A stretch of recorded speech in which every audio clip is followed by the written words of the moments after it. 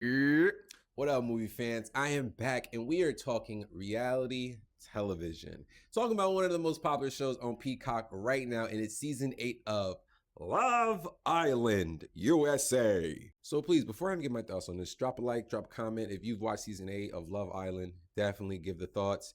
I mean, yo, if you love TV, movies, you've seen this face before, you've heard the year, you love finding things to watch, whether it's at home or in theaters, then please hit that follow button. Let me be a guy to help you find what to watch. My first thought reactions is that this season is so draining. I was ready to eject myself after what I watched last night. Movie night for sure was the cake of just forcing the drama. Now, I'm not also a crazy reality television person, so I'm just trying to give my critiques in this and just give opinions. And it seems like I haven't watched a lot of this TV show, but it just feels like in this TV show, there's a lot of people on here that really shouldn't be on a show where you're dating multiple people and kissing multiple people. I'm sorry. Like, if you're super conservative and you've only had like 3 boyfriends, 3 girlfriends in your life, Love Island is not for you. Like, the amount of conversations we're having as if these people are already in a real relationship, serious 10 toes down, and not acknowledging that this is a competition and you won't be chosen, it's making me feel like I'm taking crazy pills. Okay, so I'm starting with the drama. Yo, when it comes to these two down here, I don't appreciate the producers. I feel like when it comes to Anaya and Casey, they had what happens in dating all the time, but I feel the way the producers use them as a couple is very unhealthy, very toxic. I don't appreciate the fact that there's only one dark-skinned brother in this whole TV show and he's getting screamed at on national television. Like, that's just out of pocket. Not only that, they're the same way. Like, I find it crazy the double standards of this TV show and how some people will ride along with the double standards.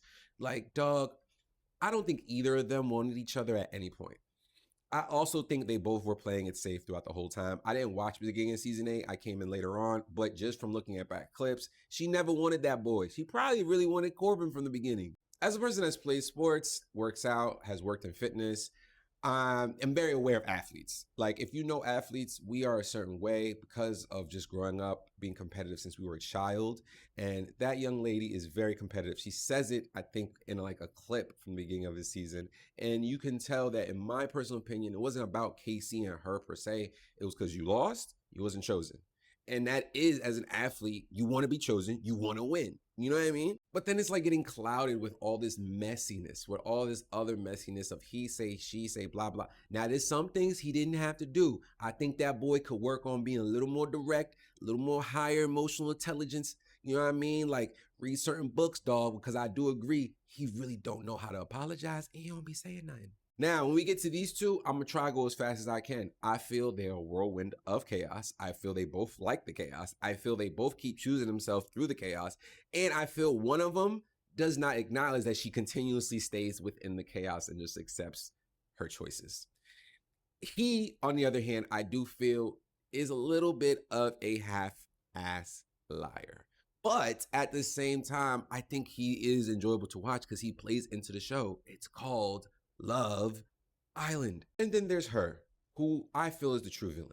Me personally, I feel she is one of the biggest hypocrites throughout this whole show and play victim a lot. Like, I'm kind of with Jen. If we left the show, I wouldn't be friends with you neither, shorty. And then when it comes to these two, I always find them hilarious. I just feel like when it comes to movie night, Kata just wants to find an issue. Their relationship really don't have any issues. That's all you're getting out of me. Let me know your thoughts. Let me know your expectations of what's to come this Thursday night of Love Island USA.